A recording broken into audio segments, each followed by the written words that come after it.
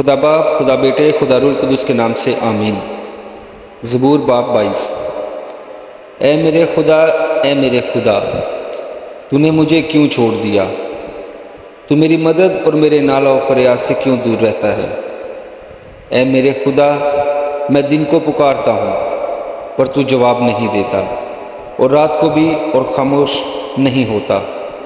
لیکن تو قدوس ہے، تو جو اسرائیل کی حمد و ثنا پر تخت نشین ہے۔ ہمارے باپ دادا نے تجھ پر توکل کیا، انہوں نے توکل کیا اور تو نے ان کو چھڑایا۔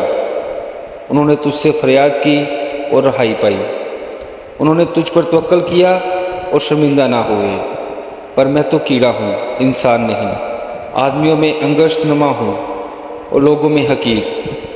وہ سب جو مجھے دیکھتے ہیں میرا مذاق اڑاتے ہیں، وہ منہ چڑھاتے، وہ سر ہلا ہلا کر کہتے ہیں، اپنے کو خداوند کے سپرد کر دے، وہی اسے چھڑائے۔ جبکہ وہ اس سے خوش ہے تو وہی اسے چھڑائے۔ پر تو ہی مجھے پیٹ سے باہر لایا، جب میں شیر خوار ہی تھا تو نے مجھے توکل کرنا سکھایا۔ میں پیدائش ہی سے تجھ پر چھوڑا گیا، میری ماں کے پیٹ ہی سے تو میرا خدا ہے۔ مجھ سے دور نہ رہ، کیونکہ مصیبت قریب ہے، اس لیے کہ کوئی مددگار نہیں۔ بہت سے سانڈوں نے مجھے گھیر لیا ہے، بسن کے زور آور سانڈ مجھے گھیرے ہوئے ہیں۔ وہ پھاڑنے اور گرجنے والے ببر کی طرح مجھ پر اپنا منہ پسارے ہوئے ہیں۔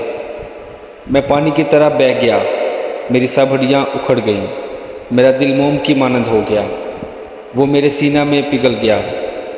میری قوت ٹھیکرے کی مانند خشک ہو گئی اور میری زبان میرے تالو سے چپک گئی، اور تو نے مجھے موت کی خاک میں ملا دیا۔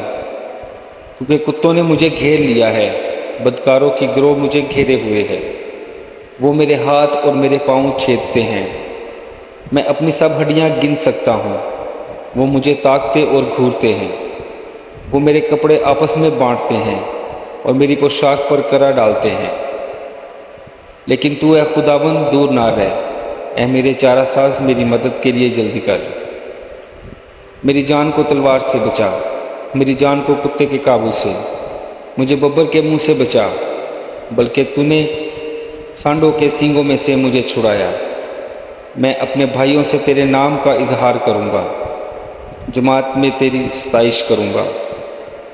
اے خداوند سے ڈرنے والو، اس کی ستائش کرو، اے یعقوب کی اولاد، سب اس کی تمجید کرو، اور اے اسرائیل کی نسل، سب اس کا ڈر مانو۔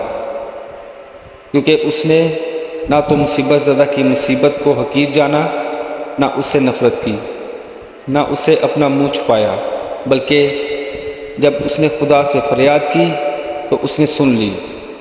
بڑے مجمع میں میری ثنا خوانی کا باعث تو ہی ہے۔ میں اس سے ڈرنے والوں کے روبرو اپنی نظریں ادا کروں گا۔ حلیم کھائیں گے اور سیر ہوں گے، خداوند کے طالب اس کی ستائش کریں گے۔ تمہارا دل ابد تک زندہ رہے، ساری دنیا خداوند کو یاد کرے گی اور اس کی طرف رجوع لائے گی، اور قوموں کے سب گھرانے تیرے حضور سجدہ کریں گے، کیونکہ سلطنت خداوند کی ہے، وہی قوموں پر حاکم ہے۔ دنیا کے سب آسودہ حال لوگ کھائیں گے اور سجدہ کریں گے۔